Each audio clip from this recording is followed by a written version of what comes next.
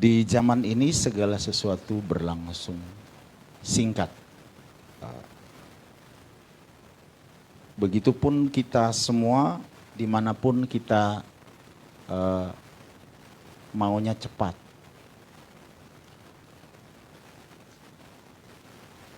Video TikTok itu durasi waktunya pendek. Kalau video short untuk YouTube itu durasinya juga paling maksimal 1 menit. Apalagi kalau kita upload video orang itu 14 detik. Lebih dari 14 detik kita di ban. Segala sesuatu orang serba cepat. Sampai khotbah pun orang pinginnya cepat. Makanya saya berusaha cepat. Oke. Ya, tema hari ini kayak tema-tema film silat zaman dulu ya.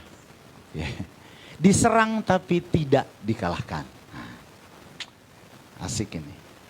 Tema ini silat ini. Nah, saudara yang kasih dalam Tuhan, pernahkah kita dalam hidup ini merasa seperti dihantam dari berbagai arah, dari berbagai sisi? Sepertinya masalah datang bertubi-tubi. Kesehatan terganggu, keuangan sulit, relasi tegang. Apalagi suami istri tegang terus. Bahkan iman terasa lemah. Dan seringkali bertanya, Tuhan, kenapa semua ini terjadi kepadaku? Padahal aku sudah percaya kepadamu. Bahkan ada yang, Tuhan kenapa kok setelah saya memutuskan setia kepada Tuhan, justru masalah datang bertubi-tubi dalam hidup saya. Ketika saya memutuskan mau setia ke gereja, mau setia melayani, justru masalah semakin banyak datang. Nah, pernah punya pemikiran seperti itu, pertanyaan seperti itu, kenapa? Ya. Ketika saya mulai sungguh, padahal dulu waktu sebelum sungguh-sungguh, hidup mah ya nyantai gitu. Tapi sekarang ketika mulai memutuskan untuk sungguh-sungguh dengan Tuhan, justru semakin banyak tantangan yang kita hadapi dalam hidup kita. Jawabannya sederhana, karena kita berada di pihak yang benar. Nah, lihat aja di negara ini. Kalau ada pejabat yang benar, udah habis, udah dia dihajar. Kita diserang bukan karena kita lemah, tapi karena kita berharga dan kita berpotensi besar di dalam Kristus. Kita buka dulu ayat dasar. Jangan perang dulu, tunggu. Udah mau perang aja, Cece. Oke, ayat dasarnya 2 Korintus 4 ayat 8 dan 9, kita baca sama-sama, 1, 2, 3 sudah ada di depan. Dalam segala hal kami ditindas, namun tidak terjepit. Kami dianiaya sendirian. Kami dihempaskan namun tidak binasa. 1 Yohanes 4 ayat 4. Kamu berasal dari Allah, anak-anakku, dan kamu telah mengalahkan nabi-nabi palsu, sebab roh yang ada di dalam kamu lebih besar daripada roh yang ada di dalam dunia. Roh yang ada di dalam kita lebih besar. Nah, mengapa saya diserang padahal saya sudah ikut Tuhan? Kok saya masih diserang? Kita diserang bukan karena kita lemah, tetapi karena kita berharga dan berpotensi di dalam Kristus. Nah, kalau saudara-saudara yang suka nonton bola, kayak saya, ketika mau tanding kayak kemarin tuh Indonesia lawan Arab, terus nggak lolos Piala Dunia. Setiap pertandingan, sebelum bertanding, semua tim akan berusaha mempelajari kekuatan lawan. Pemain-pemain mana yang harus diwaspadai pergerakannya. Pemain-pemain mana yang berbahaya. Pemain-pemain mana yang harus dilumpuhkan. pasti yang akan dicari adalah pemain yang punya peran yang cukup besar dan peran yang penting dalam permainan yang bisa menyebabkan kekalahan. Pemain tersebutlah yang harus dihajar lebih dulu. Kalau bisa dia cedera keluar lapangan. Paling tidak babak pertama 30 menit udah keluar lapangan. Kenapa? Karena dia cukup berbahaya. Kalau dia tidak berbahaya, dibiarin aja, nggak usah dijagain juga nggak apa-apa. Orang dia bawa bola lepas sendiri. Nah, kita jadi tahu kenapa kita diserang, karena kita berbahaya bagi iblis. Kalau kita tidak berbahaya bagi iblis, kita tidak akan diserang. Kalau kita salah, kita tidak akan diserang oleh iblis. Kalau kita salah justru didukung. Makanya kalau lakukan sesuatu yang salah tanpa hambatan, karena hambatannya langsung minggir. Silakan bro, silakan sis. Ini yang kutunggu. Tapi kalau kita melakukan sesuatu yang benar, nah dialah penghalangnya.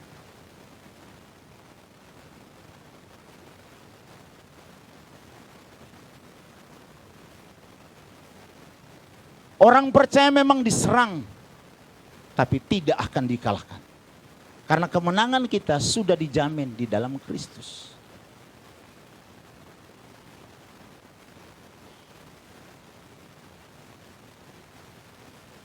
Nah, yang pertama, kenapa kita diserang? Kita diserang karena kita milik Kristus. Kenapa Gibran diserang? Karena dia anak Jokowi. Makanya dia diserang. Simple, ya enggak? Tujuan orang bukan dia, bapaknya. Sama dengan kita. Karena kita anak Tuhan, makanya kita diserang. Kalau kita anak setan, kita nggak bakal diserang orang anak dia.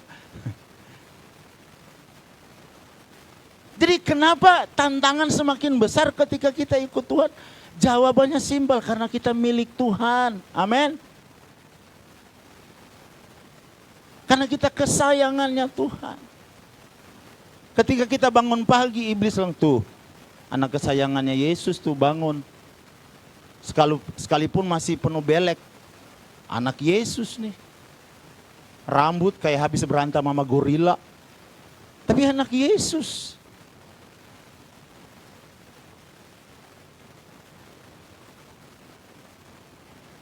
Kalau kita sadar itu ketika kita bangun, iblis langsung gemetar. Seharusnya. Tapi kita yang kebanyakan gemetarnya. Karena kita tidak tahu posisi kita. Padahal posisi kita anak. Tapi sering kita ada dalam situasi yang lemah. Karena kita tidak tahu status kita. Kenapa kita diserang? Karena kita ahli waris.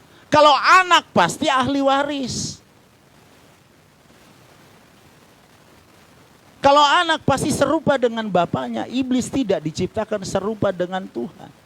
Iblis ingin menghancurkan gambar Allah di dalam diri kita. Supaya kita tidak menjadi serupa dengan Kristus.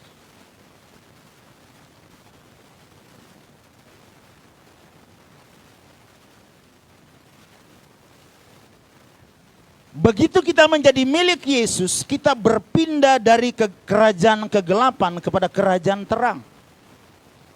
Iblis tidak akan diam melihat orang yang keluar lepas dari genggamannya.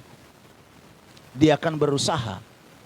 Apalagi kita yang dulunya mungkin hidupnya hancur-hancuran, preman segala macam. Apalagi ada hubungannya dengan okultisme segala macam, itu jadi temannya dia. Terus sekarang kita bertobat, nah itu. Dia nggak rela banget tuh. Ia akan berusaha menarik kita kembali dengan godaan, tekanan, dan pencobaan. Supaya kita balik lagi. Aduh, lebih baik kayak dulu ya. Kayak orang Israel. Ketika dibawa keluar dari tanah Mesir langsung ingat. Kayaknya lebih enak di Mesir. Nah kita begitu berpikirnya ketika kita padahal sudah diselamatkan oleh Tuhan. Keluar dari kegelapan. Tapi karena iblis nggak senang diserang dari sana sini. Kita melihat kayaknya enak dulu deh. Nah. Seorang tentara yang baru bergabung dengan pasukan lawan pasti jadi target utama musuh. Sama seperti pemain bola nih.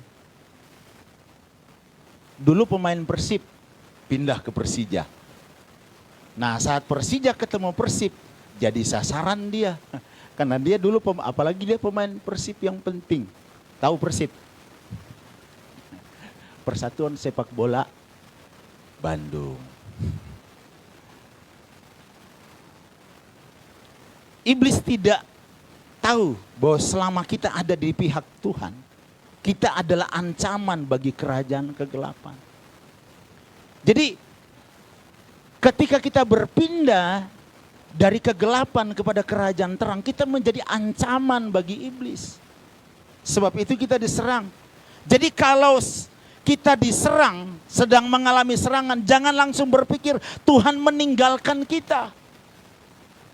Tuhan tidak adil. Tuhan gimana sih? Bisa jadi itu tanda bahwa iblis takut dengan apa yang Tuhan lakukan lewat hidup kita.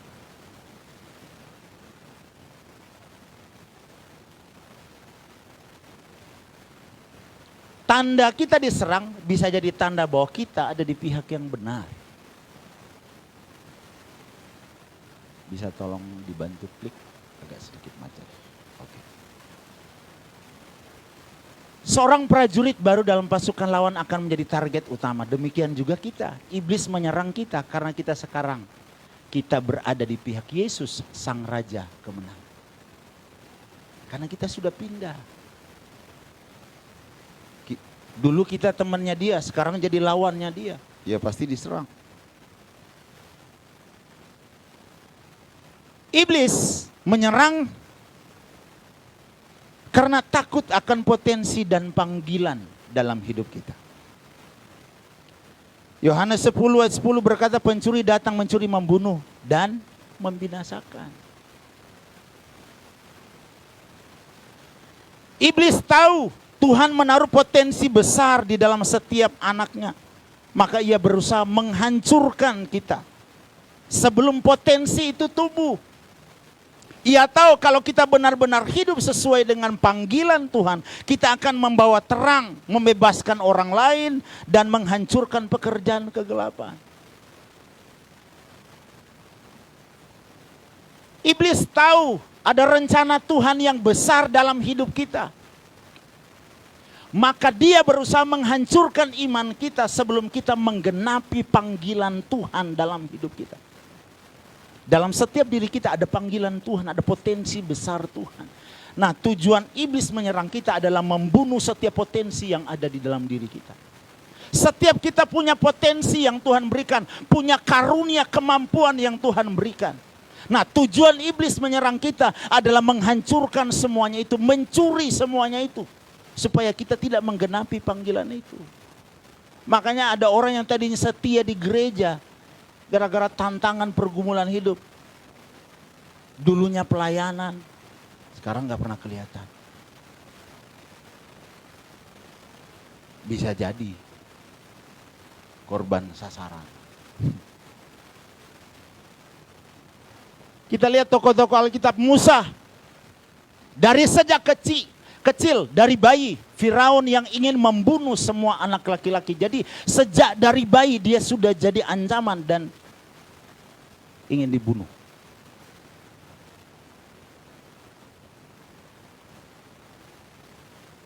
Selanjutnya, karena Tuhan menaruh panggilan besar padanya untuk membebaskan bangsa Israel. Yusuf dibenci, dijual oleh saudara sendiri. Pernah dijual sama saudara sendiri? Teman sendiri. Dijual namanya. Dipakai KTP-nya buat pinjol. Itu dijual nama kita. Minjem, pakai nama kita.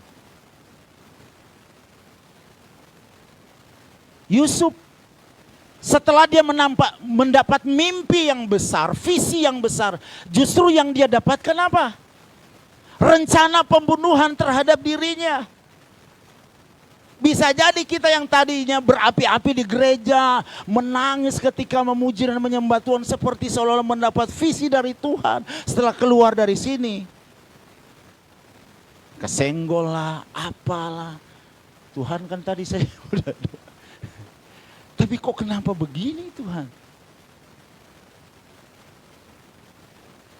Karena ada yang gak suka.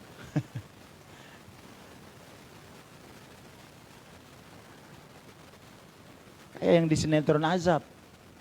Ada yang gak suka sama kita. Lagi jualan kita, makanan kita dikasih kecoa lah segala macam kayak gitulah. Iblis tuh kayak gitu. Iblis ingin menghancurkan impian yang Tuhan tanamkan melalui mimpinya. Tetapi justru melalui penderitaan itu Yusuf dipersiapkan menjadi pemimpin yang besar. Jadi iblis tahu nih, ada tujuan Tuhan dalam setiap diri kita. Jadi orang Kristen bukan hanya sekedar jadi orang Kristen, harus menggenapi tujuan Tuhan. Ada tujuan Tuhan di dalam diri kita. Kenapa kita selama ini mungkin hidupnya kok kayaknya muter-muter? Karena mungkin kita belum menemukan tujuan itu di dalam Tuhan. Dan iblis berusaha supaya kita tidak menemukan tujuan itu. Bisa jadi Tuhan ingin pakai kita menjadi pembicara yang hebat. Bisa jadi Tuhan ingin pakai kita jadi seorang bisnismen yang menyelamatkan banyak jiwa melalui bisnis kita. Kenapa Tuhan taruh mungkin kita kerja di Mayora bertahun-tahun. Mayora terus. Nah tanya sama Tuhan, tujuan Tuhan taruh saya di Mayora itu apa Tuhan? Apakah menyelamatkan bos Mayora? Atau apa? Apakah menjadi ahli waris Mayora? Ah itu nggak mungkin.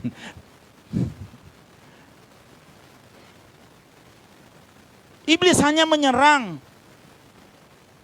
Dia hanya bisa menyerang, dia tidak bisa menentukan akhir dari hidup kita.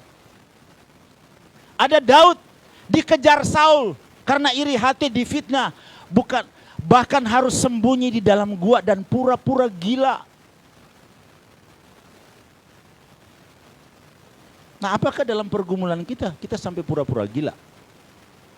Kan nggak pernah. Daud sampai pura-pura gila, sembunyi di gua. Lagi sembunyi, datang orang. Bukan datang mau menolong, tapi orang susah semua. Orang yang dikejar hutang piutang. Orang yang sakit hati.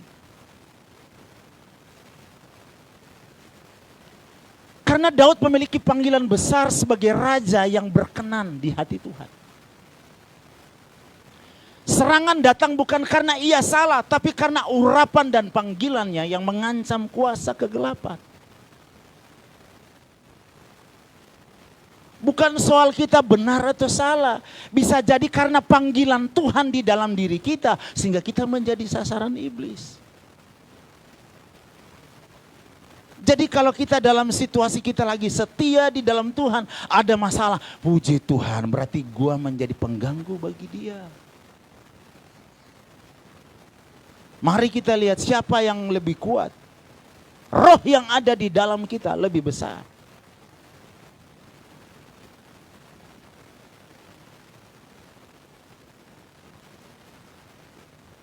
Selanjutnya ada Daniel, dijebak, dilempar ke gua singa karena kesetiaannya berdoa kepada Tuhan. Gara-gara dia berdoa. Nah apalagi kita yang kerja di tempat pekerjaan yang dimana kita minoritas. Kita akan mengalami seperti Daniel.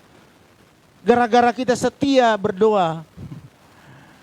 Gara-gara kita Kristen. Bahkan itu terjadi di tengah-tengah masyarakat. Karena kita Kristen. Harusnya kita dapat bantuan. Kita nggak dapat bantuan. Karena ada bantuan dari pemerintah tuh. Dia Kristen nggak usah dikasih. Di lingkungan saya begitu. Padahal ternyata nama saya tuh ada dari dulu di kelurahan. Tapi tidak pernah nyampe. Padahal di data terus. Waktu zaman COVID. Kenapa penyebabnya? Karena kita Kristen. Karena kita anak Yesus. Setan yang gak suka. Saya gak bilang mereka setan ya. Setan memakai mereka. Mereka dikuasai. Nah itulah. Bisa jadi.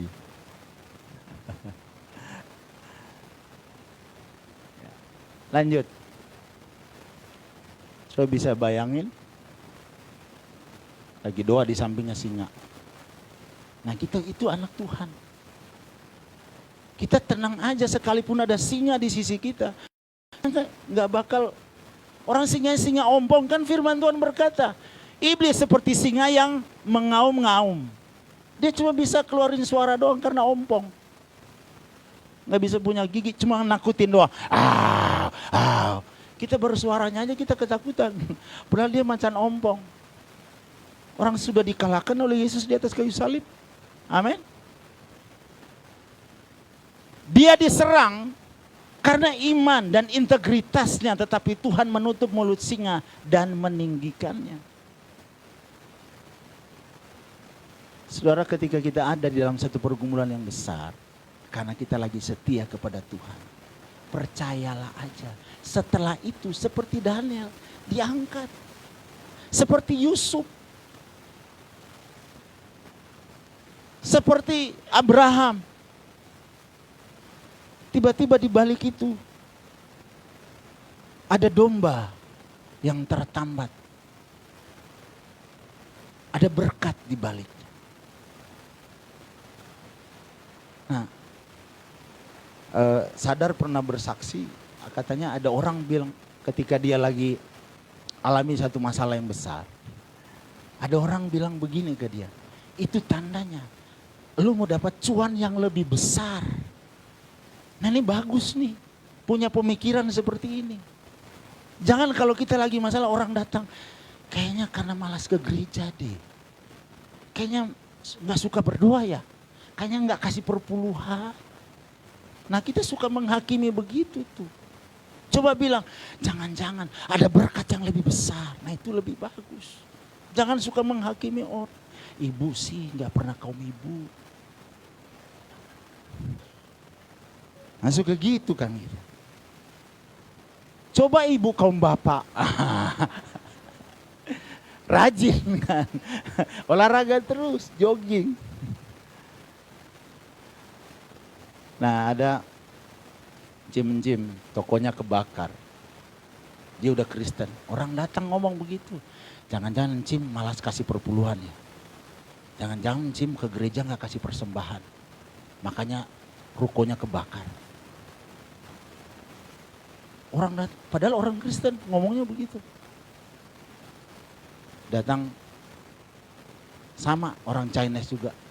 Katanya menurut orang Chinese kalau toko kebakar itu tandanya mau dapat cuan yang lebih besar. Tokonya akan lebih besar lagi dari itu. Nah ini lebih bagus begini. Ini benar nih sesuai firman. Asal kita dalam situasi kita dalam benar di hadapan Tuhan. Amin. Kita sedang setia kepada Tuhan. Kita sedang taat kepada Tuhan, melakukan firman. Nah kalau kita melakukan salah ya derita lu. Kalau kita dapat masalah. Jangankan Daniel, Yesus dikejar Herodes sejak kapan? Sejak bayi. Nah apakah kita menjadi ancaman sejak bayi? Diserang orang ingin dibunuh. Dia menjadi ancaman sejak bayi. Bahkan sepanjang pelayanan dia diserang. Yesus aja sepanjang pelayanannya, sepanjang hidupnya, dia diserang, apalagi kita. Yesus saja diserang loh. Habis puasa. Kalau kita kan habis doa, habis ibadah. Yang kita pikirkan apa? Wah, ini dapat cuan yang besar, masalah saya selesai. Kita kayaknya kepingin ke gereja tuh semua, pulang dari gereja masalah selesai semua segala macam. Yesus setelah puasa 40 hari 40 malam, yang datang apa? Setan. Pencobaan. Bayangkan.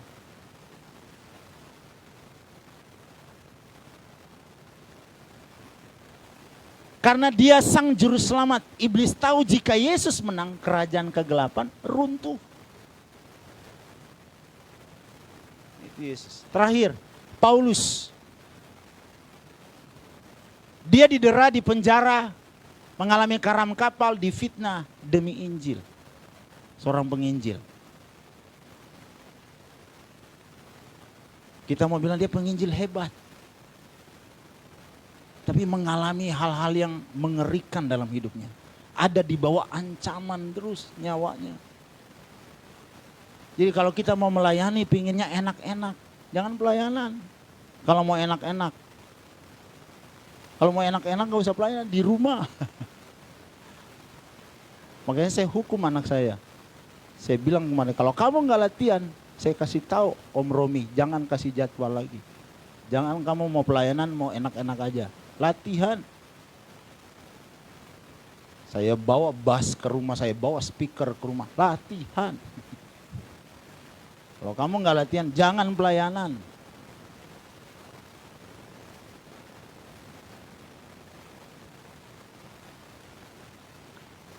Dia diserang karena panggilannya untuk membawa Injil ke bangsa-bangsa. Kita diserang bisa jadi di tempat pekerjaan. Karena kita menjadi terang di tempat kita bekerja. Jadi kerja, jangan hanya sekedar kerja. Kita membawa terang Kristus di tempat pekerjaan. Buat teman kita di samping, kiri, depan, belakang kita. Buat bos kita, buat manajer kita. Kita ketemu rekan bisnis, bukan hanya sekedar join bisnis. Tapi berpikir bagaimana orang ini bisa bertobat. Karena ada panggilan Tuhan dalam hidup kita.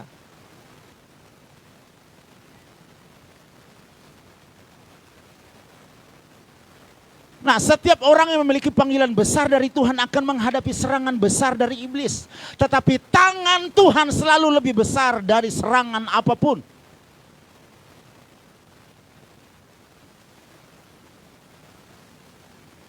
Serangan terbesar sering datang sebelum Tuhan memakai kita dengan luar biasa.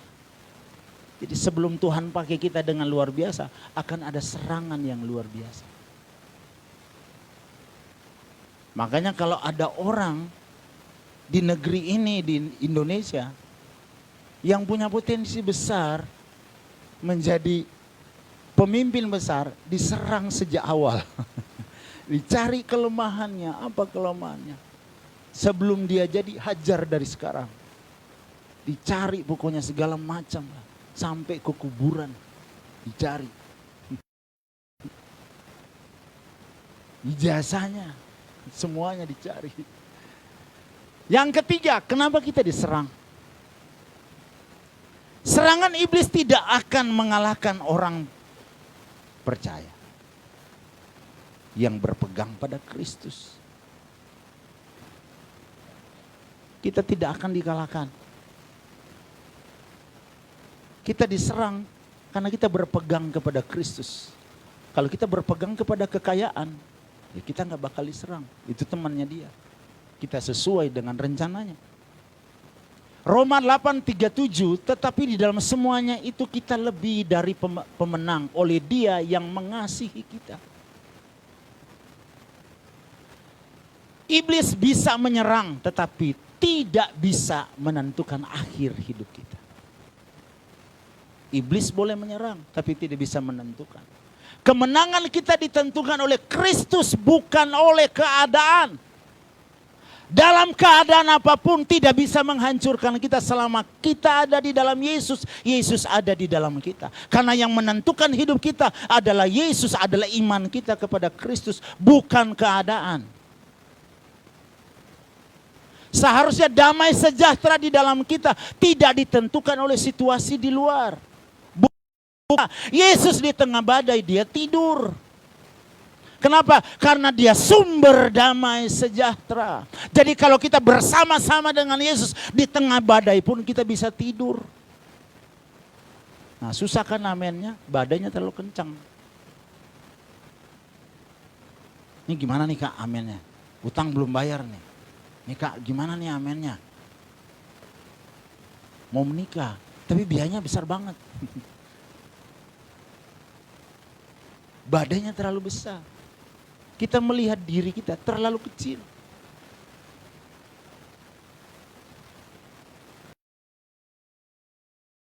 segalanya, tapi tidak kehilangan iman.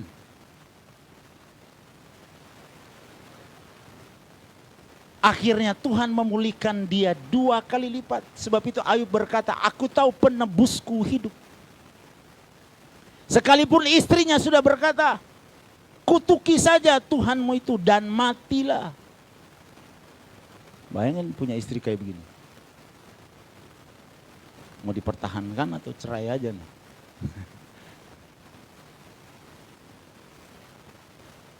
Kemenangan orang percaya bukan karena kuatnya kita, tapi kuatnya Kristus di dalam kita. Jadi kita menang bukan karena kita kuat, tapi karena Kristus ada di dalam kita. Dia menyertai kita selama-lamanya.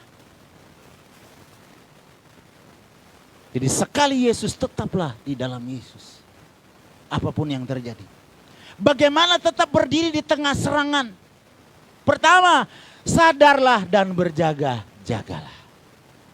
Itu yang pertama. Berdiri dengan teguh di tengah-tengah serangan. 1 Petrus 5 ayat 8. Yang kedua, berpegang pada firman Tuhan. Yang ketiga, hiduplah di dalam kuasa Roh Kudus. Yang keempat, bangun kehidupan doa dan komunitas iman. Perlu ada komunitas. Kita nggak bisa bertumbuh sendiri. Kita nggak bisa kuat sendiri. Jangan anti HPM. HPM itu buat kita bertumbuh. Kenapa kita nggak bertumbuh? Bisa jadi kita salah tujuannya. Kita perlu orang lain untuk bertumbuh bersama-sama. Kita perlu kelompok untuk mempraktekkan firman. Jadi hidup dalam doa dan komunitas iman. Selanjutnya, kesimpulan. Cepat kan? Iblis boleh menyerang tapi tidak bisa mengalahkan kita. Amin. Masalah boleh datang tapi tidak bisa menghancurkan kita. Karena roh yang ada di dalam kita lebih besar daripada roh yang ada di dalam dunia. Iblis menyerang bukan karena kita lemah, tetapi karena kita adalah pembawa terang dan yang mengancam kegelapan. Filipi 1 ayat 6. Ia yang memulai pekerjaan yang baik. Di antara kita semua akan meneruskannya sampai kepada akhirnya. Belum. Satu lagi. Ya, oke. Coba satu lagi.